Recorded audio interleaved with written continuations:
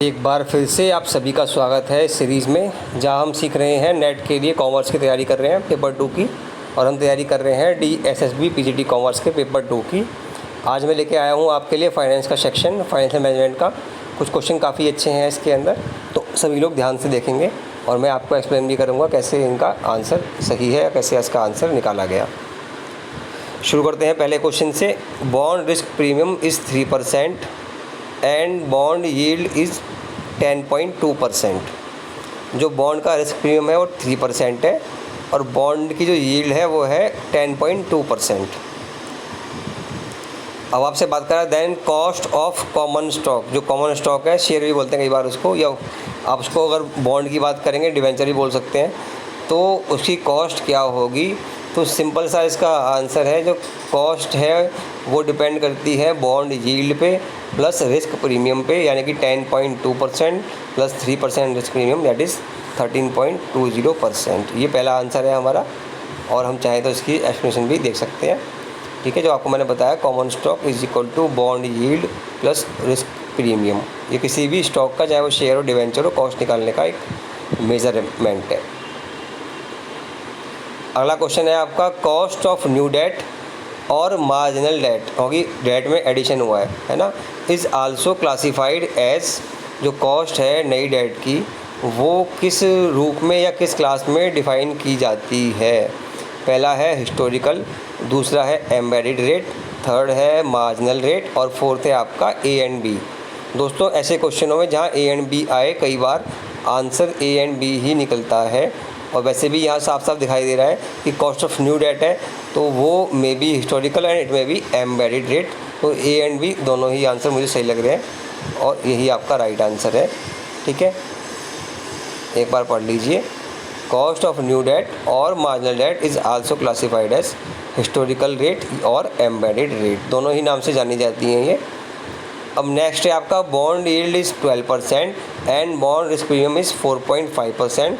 Then cost of common stock would be, same question जो पहले वाला था, ऐसे क्वेश्चन लगभग ये भी है, तो आपको रिवाइज हो जाएगा। सिंपल आंसर फिर से पहले की तरह, 12% है आपकी बॉन्ड की यील्ड और प्लस आपका रिस्क प्रीमियम है 4.5 यानी कि 4.5, तो आपका आंसर होगा 16.5।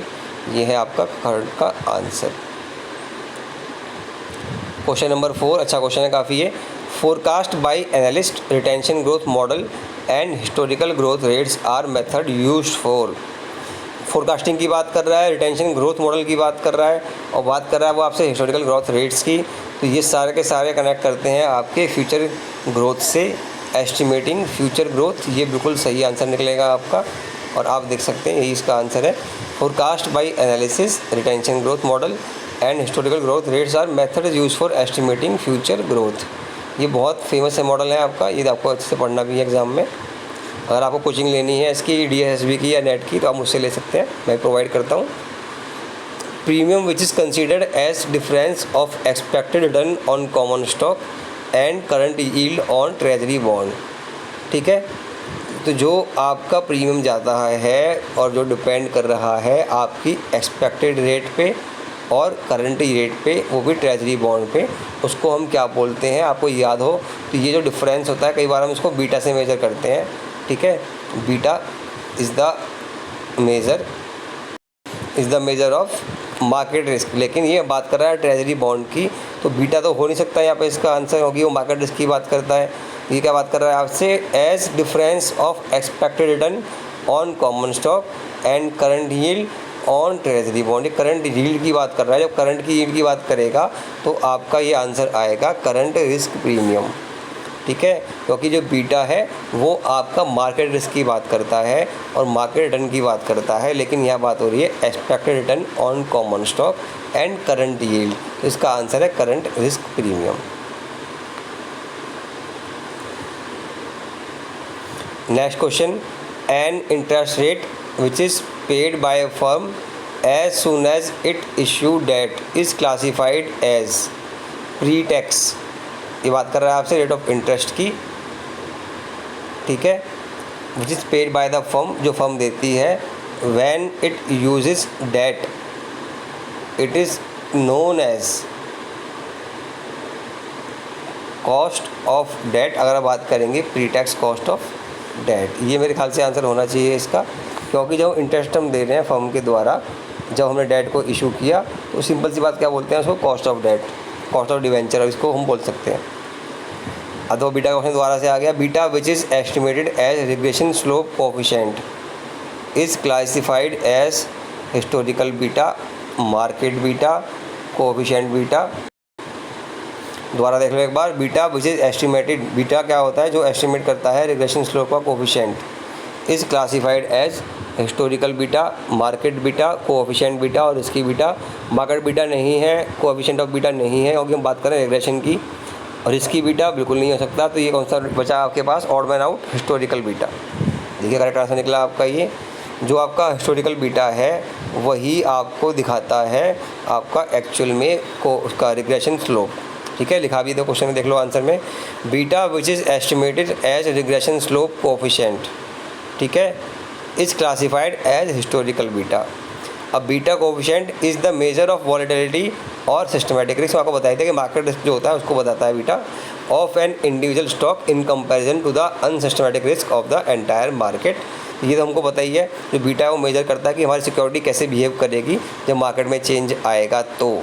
ठीक है, in statistical terms beta represent the slope of the line through a regression of data points from an individuals stock returns against the market return. ठीक है, तो ये सारी बातें बीटा के बारे में हो रही थी, और जो हमने आंसर बताया आपको, बीटा इज़ द, अगर बात करेगा रिग्रेशन स्लोप कोएफिशिएंट की तो क्या है, it is a historical beta. Okay, हम पास्ट एस्टिमेट पे फ्यूचर का एस्टिमेट लगाते हैं रिग्रेशन के अंदर, तो पास्ट का मतलब हिस्टोरिकल, ये भी आप इससे भी याद कर सकते हैं। In weighted average cost of capital, capital components are funds that usually offered by. जब हम WACC निकालते हैं तो उसमें कैपिटल जो होती है वो कौन देता है, सिंपल सी बात है, इनमें जो ऑप्शन दे रखे हैं, स्टॉक मार्केट नहीं, इन्वेस्टर वेरी गुड, कैपिटलिस्ट नहीं, एक्सचेंज इंडेक्स बिल्कुल नहीं, तो इन्वेस्टर इसका आंसर है। इन्वेस्टर है वही पैसा लगाता है, उसी को हम बोलते हैं कैपिटल। ठीक है, तो ये आपका आंसर है, बात देख लो उसको। इन WACC capital components are funds that usually offered by the investors. The WACC is calculated by firm's cost of capital in which each category of capital is proportionately weighted। आपको पता ही है, बताने वाली बात ही नहीं है कुछ इसके अंदर। फिर है आपका number 9, cost which is use to calculate WACC is classified as. तो क्वेश्चन WACC के द्वारा आ गया, और एग्जाम में बहुत क्वेश्चन मिलेंगे आपके WACC के ऊपर, तो ये क्वेश्चन भी WACC के ऊपर है आपका। तो वेटेड कॉस्ट ऑफ कैपिटल बोलते हैं WACC को, जो कि निकाली जाती है, नहीं जी।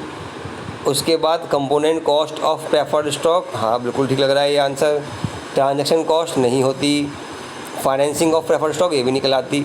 ठीक है, तो WACC जो हमारी निकाली जाती है, आपको पता ही है, इसको बोलते हैं KO, overall cost of capital, that is equal to W into KD plus WD into KE, है ना। तो हम बात कर रहे हैं उसकी, तो जो डिफरेंट स्टॉक है, जो स्पेशल स्टॉक है, उसकी ये कॉस्ट अलग होती है। तो ये जो आंसर आपका आ रहा है, component cost of preferred stock, जिस स्टॉक की हम बात करेंगे उसकी जो कॉस्ट है वही कहलाएगी आपकी WCC की बिफोर कैपिटल कॉस्ट, है ना। तो cost which is use to calculate WACC is classified as component cost of preferred stock because it is the rate of return required by the holders of a company's preferred stock. जैसे कि debenture में आपको बताया KD, और मैंने आपको बताया equity में KE, है ना। तो जो हम निकालते हैं वही यहाँ पर यूज़ होगी, इसको हम बोलते हैं companies cost of preferred stock, है ना। चलिए, काफ़ी थोड़ा डिफिकल्ट सेशन था आपका ये वाला, फाइनेंस वाला। थोड़े नए क्वेश्चन आपके लिए मैं लेके आया, थोड़ा टफ थे। तो ये लास्ट क्वेश्चन पे जा रहे हैं हम। The special situation in which large projects are financed by with and security claim on projects cash flow is classified as. बहुत सिंपल क्वेश्चन है ये, कि जब हम बात कर रहे हैं प्रोजेक्ट की और बात कर रहे हैं फाइनेंस की, तो भैया आंसर प्रोजेक्ट फाइनेंस ही आने वाला है, कुछ ज़्यादा देखने की ज़रूरत ही नहीं है। गलती से टिक पहले ही हो गया था ये, क्योंकि मैं कहीं और हाथ लगाया, यहाँ लग गया हाथ, कोई बात नहीं। तो आप देख सकते हैं ऑप्शन क्या है आपका, क्लेम सिक्योरिटीज़ नहीं होता, स्टॉक फाइनेंसिंग, हम शेयर फाइनेंस नहीं कर रहे, ये भी नहीं है, इंटरेस्ट कॉस्ट तो हो ही नहीं सकती। जो हम फाइनेंस कर रहे हैं प्रोजेक्ट को, से बोलेंगे प्रोजेक्ट फाइनेंसिंग, तो यही आंसर राइट है। मैं टिक लगा देता हूँ इसके ऊपर, और आप चाहें तो इसका सोल्यूशन भी पढ़ सकते हैं। Special situation in which large projects are financed by with and security claims on project cash flow is classified as project financing. जब भी बात होगी प्रोजेक्ट की, बात होगी फाइनेंसिंग की, तो यही वर्ड आता है, project financing. It is a loan structure that relies primarily on the project's cash flow for repayment with the project's asset, right and interest held as secondary collateral project finance is specially attractive to private sector business because companies can fund major products off balance sheet. तो ये थोड़ा थोड़ा आपको बताया है इसने project के बारे में। तो यही मेन चीज़ है कि जब भी हम बात करेंगे प्रोजेक्ट की और फाइनेंस की, हमें मिलेगा प्रोजेक्ट फाइनेंस, जो होता है आपका एक लोन जो मिलता है आपको अपने प्रोजेक्ट के लिए, ठीक है, on the basis of estimates of the project. Fund flow estimate लगाते हैं, कैश फ्लो एस्टिमेट हम लगाते हैं, उसके बेसिस पे हमारे कितने एक्सपेंडिचर होने वाले हैं, कितना हमें इनकम होने वाली है, उनका डिफरेंस निकाल के हम अपनी एक बैंक को या किसी और फाइनेंसर को प्रोवाइड करते हैं अच्छा सा कैलकुलेशन बना के, उसको प्रोजेक्ट बोलते हैं। उसके बेस पे हमें वो फाइनेंस प्रोवाइड करता है, उसको हम बोलते हैं project financing. It is very attractive for private sector because companies can fund major projects off balance sheets. ठीक है, आज के लिए इतना ही। वीडियो अच्छा लगा तो शेयर कीजिए, चैनल को सब्सक्राइब कीजिए। Thank you very much. Hello, गुरुदेव, क्या हाल है आपके?